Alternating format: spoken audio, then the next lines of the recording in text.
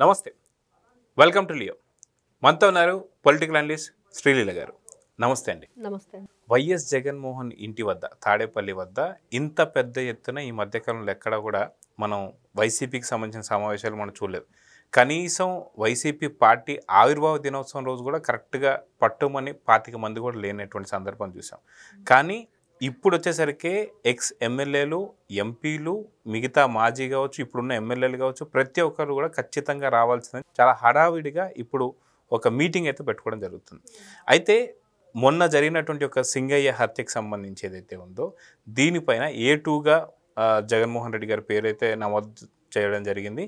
ఇప్పుడు ఒకవేళ అంటే 105 సెక్షన్స్ ఈ పెట్టినా ఈ వర్తిస్తాయా లేవన్న తర్వాత సంగతి. కానీ ఖచ్చితంగా అరెస్ట్ అయితే మటుకు అన్ని విషయాలు, అంటే గతంలో ఉన్నటువంటి ఒక 9 ఈడీ కేసులు కావచ్చు, సిబిఐ కేసులు కావచ్చు, దాదాపు గతంలో ఉన్న 32 కేసులు అన్నీ కూడా ఇప్పుడు బయటపడబోతున్న సంగతి తెలిసింది. అయితే ఇప్పుడు జగన్ అరెస్ట్కి రంగం సిద్ధం అని చెప్పేసి అన్న తర్వాత జగన్మోహన్ రెడ్డికి సంబంధించి రాష్ట్రం వదిలిపెట్టి పోకూడదు అన్నటువంటి కొన్ని ఆంక్షలు కూడా ఏదో పెట్టబోతున్న సంగతి తెలిసింది. సో వీటి గురించి ఇప్పుడు ప్రతి ఒక్క వైసీపీ నేతను వీళ్ళందరినీ పిలిపించి అరెస్ట్ అయితే ఎలాంటి చర్యలు తీసుకోవాలి, ఎలాంటి విధ్వంసం చేయాలనే వాటి మీద ఇప్పుడు మీటింగ్ పెట్టారని చెప్పి కొన్ని వార్తలు వస్తున్నాయి. సో దీంట్లో ఎంతవరకు నిజాలు ఉన్నాయంటే ఏం చెప్తారు? అంటే ఇది ఒక్క మీటింగే కాదండి, గతంలో కూడా ఒకసారి ఇలానే వాళ్ళు మీటింగ్ పెట్టుకోవటం. అంటే జగన్మోహన్ రెడ్డి అరెస్ట్ అయితే ఏం చేయాలి, ఇప్పటి వరకు కూడా మనం చూస్తూనే ఉన్నాము. ఎక్కడ ఏ ప్రోగ్రాం పెట్టినా జగన్మోహన్ రెడ్డి అక్కడ ఏదో ఒక విధ్వంసం జరుగుతూనే ఉంటుంది.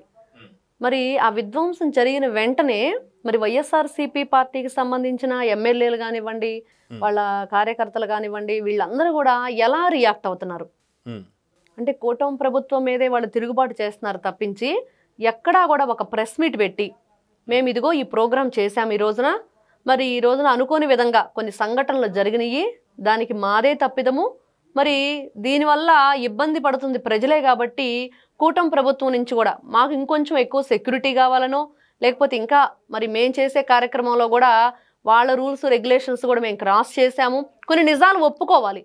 కానీ అవి ఎక్కడా కూడా వాళ్ళు ఒప్పుకున్న పాపాన పోగా మళ్ళీ ఏ విధంగా వాళ్ళు విరుచుకు పడతాం, ఇష్టానుసారంగా నోటికి ఏదొస్తే అది మాట్లాడటం, మళ్ళీ తిరిగి మీరు అసలు అధికారంలో ఉంటే మీరు అసలు దేనికి కూడా పనికిరారు అనే మాటలు మాట్లాడటం, ఇలాంటివన్నీ కూడా మనకి సంకేతం కనిపిస్తూ ఉన్నాయి.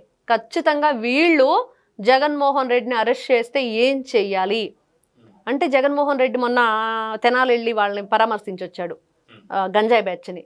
మరి వాళ్ళని ఎందుకు పరామర్శించాడంటే, రేపు నేను ఒకవేళ జైలుకి వెళ్తే మరి విధ్వంసం సృష్టించాల్సింది మీరేను, మీరు రెడీగా ఉండండి అనే సంకేతాలు. ఇవన్నీ కూడా మనం ఎన్ని రకాలుగా జగన్మోహన్ రెడ్డి మధ్యకాలంలో ఏ ప్రోగ్రాం చేసినా కూడా మరి ఎందుకు ఈ విధంగా చేస్తున్నాడు పరామర్శ. గతంలో చూస్తే అతను అధికారంలో ఉన్నప్పుడు ఏ రోజు కూడా ఏ కార్యకర్తనన్నా పలకరించడం, చుట్టూతో పరదాలు కట్టుకొని వెళ్ళటమే తప్పించి ఫ్లైట్లో వెళ్తున్నా కూడా కింద ట్రాఫిక్ మనం కంట్రోల్ చేయాల్సిన పరిస్థితి. ఎన్నో రకాలుగా జనం మధ్యకు రాని జగన్మోహన్ రెడ్డి ఇప్పుడు ఎందుకు వస్తున్నాడు, మరి ఇలాంటి మీటింగులు వీళ్ళు ఎందుకు? మనం చూసిన తిరుపతిలో మరి సాక్షి ఛానల్కి సంబంధించిన కొంతమంది ప్రతినిధులు మరి ఎవరైతే భూమన కరుణాకర్ రెడ్డి ఇంట్లో మీటింగ్ పెట్టుకోవటం, తర్వాత వేరే హోటల్లో మళ్ళీ వీళ్ళు అదే దాన్ని కంటిన్యూ చేయటం మీటింగు, ఏం మాట్లాడుకున్నారు అంటే ఒక చిన్న విషయం కూడా ఒకవేళ ప్రజలకు దానివల్ల ఇబ్బంది లేకపోయినా ఉన్నదనే భావన మనం క్రియేట్ చేయాలి అనే ఆలోచనతో వాళ్ళు వెళ్తాం. ప్రతిదాన్ని భూతద్దంలో పెట్టి అమ్మో ఏదో జరగబోతుంది మీకు కీడు అనే దాన్ని వీళ్ళు చేయటమే అనేది మనం అనుకున్నాం. కానీ ఈ రోజున ఏం జరుగుతుందంటే ఇంకా డైరెక్ట్గా నిన్న చూసాం కదా, సింగయ్య అనే వ్యక్తి కారు కింద అది యాక్సిడెంట్గా జరిగింది అనేది మనం ఈ రోజున అంటే, నిజంగా యాక్సిడెంట్గా జరిగితే మరి అక్కడ జరిగిన ఎవరైతే ఆ కారులో ఉన్న వ్యక్తులకి ఖచ్చితంగా వాళ్ళ పట్ల మరి జాలి, దయ, ప్రేమ, కరుణ అనేది ఏమీ లేకుండా ఈడ్చారు, చెట్ల మధ్య విసిరేసి వెళ్ళటం. తప్పు జరిగింది కాదని ఎవరట్లా, యాక్సిడెంట్గానే జరిగింది.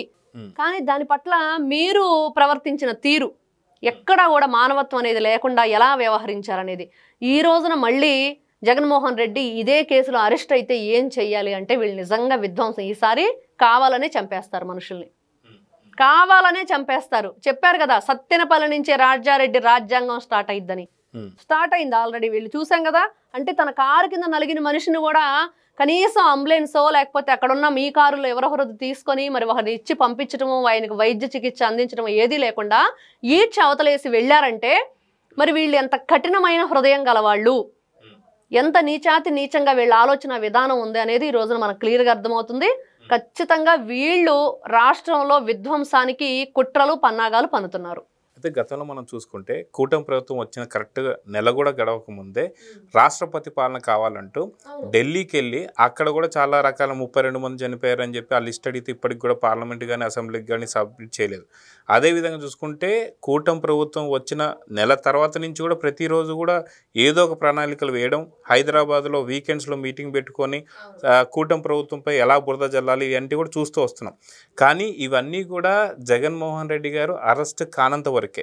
అరెస్ట్ అయితే మటుకు ఎలాంటి విధ్వంసాలు రెచ్చగొట్టాలి, ఏం చేయాలి అనేటువంటి ఇప్పుడు ప్రణాళికలు రచిస్తున్నారు. ఎందుకంటే దాదాపు గతంలో ఉన్నటువంటి ఒక ఎక్స్ ఎమ్మెల్యేలు కావచ్చు, ఇప్పుడున్నటువంటి ఎమ్మెల్యేలు కావచ్చు, ఎంపీలు కావచ్చు, ఎక్స్ ఎంపీలు కావచ్చు, ప్రతి ఒక్కరి నుంచి కూడా హఠాత్తుగా ఇంత సడన్గా మీటింగ్ పెట్టాల్సినటువంటి అవసరం ఏమొచ్చింది అంటే ఏం చెప్తారు? ఖచ్చితంగా వాళ్ళు ఇంత సడన్గా ఎందుకు ఈ మీటింగ్ ఏర్పాటు చేసుకున్నారు అంటే కుట్రపూరిత రాజకీయాలకి తెరదీయటానికి.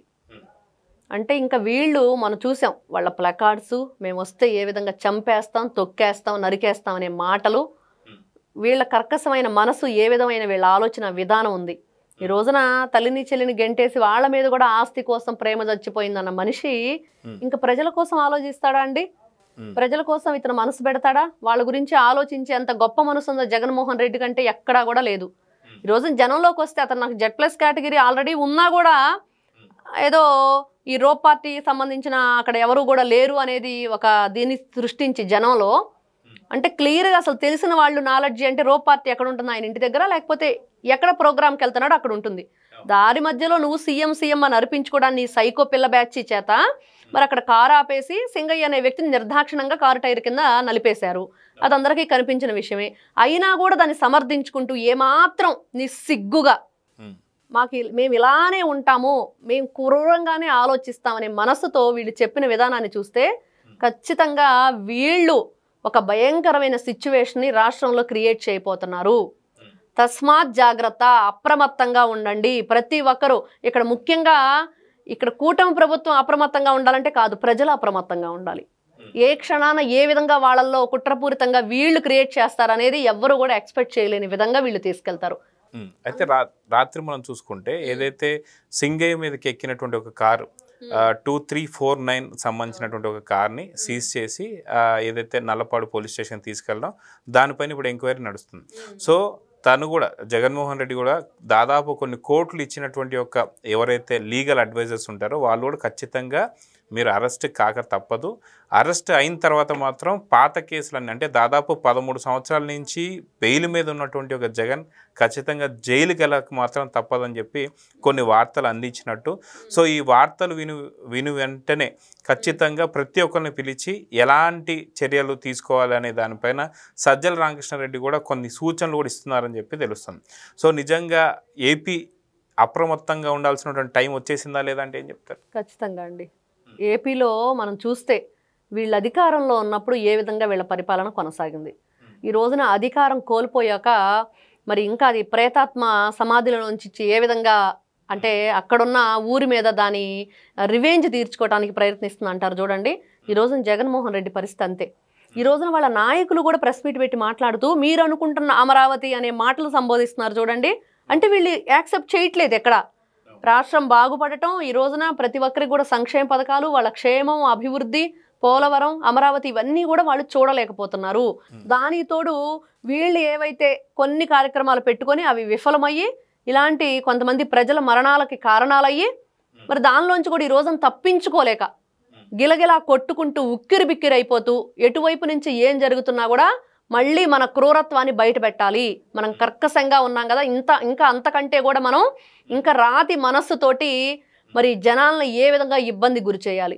మనం చూస్తాం కొన్ని ప్రోగ్రామ్స్, వాటిలో వాళ్ళే పెట్రోల్ పోసి తగలబెట్టేసి మా కోసమే చనిపోయారనే నినాదాలు ఇస్తూ ఉంటారు. ఇలాంటివన్నీ కూడా ఇక్కడ యువత ముందుగా వాళ్ళు ఉద్రేకాలకి లోనవ్వకూడదు, గంజాయి మత్తులో ఇష్టానుసారంగా వీరంగాలు వేయకూడదు, పోలీస్ డిపార్ట్మెంట్ అప్రమత్తం అవ్వాలి, ప్రజలు అప్రమత్తం అవ్వాలి, వాళ్ళ పిల్లల్ని వాళ్ళు కంట్రోల్లో పెట్టుకోవాలి. అమాయకులు ప్రజలు ఈ రోజున బలవటానికి జగన్మోహన్ రెడ్డి పన్నాగాలు పన్నుతున్నాడు. అంటే కేవలం గతంలో చూసాం జగన్మోహన్ రెడ్డి పాదయాత్ర చేస్తూ వేరే మరణాలన్నీ కూడా తండ్రి కోసం చనిపోయారని చెప్పేసి ఏ విధంగా సృష్టించారో వీళ్ళు. మరి అవన్నీ చూస్తే వాళ్ళకి ఏదన్నా ₹1 సహాయం చేసేటంటే ఏదీ లేదు. ఈ రోజున అనవసరంగా మీ పిల్లల జీవితాలని బలి చేయకండి. ఈ రోజున అబ్బాయి ప్లకార్డు పట్టుకున్నాడండి, రప రప నరికేస్తామని. ఏంటి, ఏం ఉపయోగం ఉంది? అతనికి ఏం జరిగింది అంటే పోలీస్ స్టేషన్లో కేసు నమోదైంది. అయితే గతంలో వైఎస్ రాజశేఖర రెడ్డి గారు చనిపోయిన తర్వాత ఎంతోమంది గుండెలాగి చనిపోయారని చెప్పేసి మీరు ఇందాక అన్నట్టుగా వేరే మరణాలు కావచ్చు, సాధారణ మరణాలు కావచ్చు, అన్నీ కూడా దాంట్లో ఖాతాలో కలిపేశారు. కానీ జగన్ అరెస్ట్ అయితే వీళ్ళే ఏదైనా విధ్వంసం చేసి అవన్నీ కూడా జగన్ కోసమే జరిగాయని చెప్పేసి చేసే అవకాశాలు ఉన్నాయా? లిటరల్లీ 100% అదే జరిగింది. మనం ఎన్నో విధాలుగా వీళ్ళు ఈ రోజున ఎక్కడా కూడా ప్రజల కోసం ఆలోచించే వ్యక్తిగా, మరి ప్రజల కోసం పనిచేసే వ్యక్తిగా 5 సంవత్సరాల పరిపాలనలో వీళ్ళు నిరూపించుకోలేకపోయారు. రాష్ట్రాన్ని రాజధాని లేని రాష్ట్రంగా చేసి ఈ రోజుకు కూడా ఎంత భయంకరమైన పదజాలాలు వాడుతూ ఆడవాళ్ళని అవహేళన చేస్తూ వీళ్ళ సాక్షి ఛానల్లో మీడియాలో సాక్షిగా ఏ విధంగా వీళ్ళు చేసిన తీరు అంటే ఇంతగా దిగజారిపోతే ఇంకా దేనికైనా వీళ్ళు రెడీగా ఉన్నారు. అది కాక మనం చూస్తే పొద్దున్నే ఈరోజు వాళ్ళకి సంబంధించినటువంటి వైసీపీకి సంబంధించి జగన్కి చాలా సన్నిహితంగా ఉండేటువంటి ఒక జర్నలిస్ట్ సాయి అనేటువంటి ఒక ఛానల్లో కూడా జగన్ ఏదైనా చేసేస్తారా, మొన్న బ్యానెట్ మీద ఒక అభిమాని ఎక్కాడు, ప్లకార్డ్ పట్టుకున్నారని అన్నారు. రేపొద్దున ఇంకొకరు ఎవరైనా ఎక్కొచ్చు, నక్సలైట్ ఎక్కొచ్చు, లేదంటే ఉగ్రవాది ఎక్కొచ్చు, లేదా ఎవరన్నా వచ్చి చంపేస్తే 2019కి ఏదైతే వైసీపీ పార్టీ ఉంటుందా లేదనేది పక్కన పెడితే జగన్మోహన్ రెడ్డి బతుకుంటారా లేదనేది చాలా సంచలనమైనటువంటి ఒక వీడియో చేశారు. సో దీన్ని చూస్తుంటే ఏమనిపిస్తుంది, ఈ రోజు ఇప్పుడు హఠాత్తుగా ఇంతమంది నేతలతో మీటింగ్ని ఎలా చూడాలి? నిజంగా జర్నలిస్ట్ సాయి అంటే అతను ఏ టయాన ఎలా మాట్లాడతాడో అతనికే తెలియదు. మరి అతను చేసిన కొన్ని వ్యాఖ్యలు మనం వింటుంటే అసలు వైఎస్ఆర్సీపీ పార్టీకి సంబంధించిన నాయకులు జగన్మోహన్ రెడ్డి గారితో సహా వీళ్ళే అసలు ఇట్లాంటి డైలాగులు మాట్లాడుతూ చంపేస్తా నరికేస్తామని వీళ్ళు చేస్తుంటే ఇంతకంటే నక్సల్స్ ఇంకెవరు ఉంటారు? మరి ఆ భావజాలం అంతా కూడా నక్సలిజంలోంచి వచ్చిన భావజాలంలానే కనిపిస్తుంది కానీ వీళ్ళు ప్రజాస్వామ్యంలో ఉంటున్న మనుషుల్లాగా మాట్లాడలేదు కదా. మరి అంతే అలానే మాట్లాడారు. అట్లాంటి ఉగ్రవాదుల దగ్గర ప్రత్యేకంగా ఇంకెవరండి వాళ్ళ మించి వచ్చేవాళ్ళు, వాళ్ళకి మించి ఇంక చేసేవాళ్ళు? ఆయన చేసేది ఇంకెవరు? ఆయన వల్ల ఈ రోజున అమాయకులైన మనుషులు, జనాల ప్రాణాలు పోతున్నాయి. ప్రజలు ఈ రోజున ఇరకాటంలో పడ్డారు. ప్రజలకు ఈ రోజున సెక్యూరిటీ కావాలి. జర్నలిస్ట్ సాయికి సరిగ్గా అర్థమైనట్లేదు.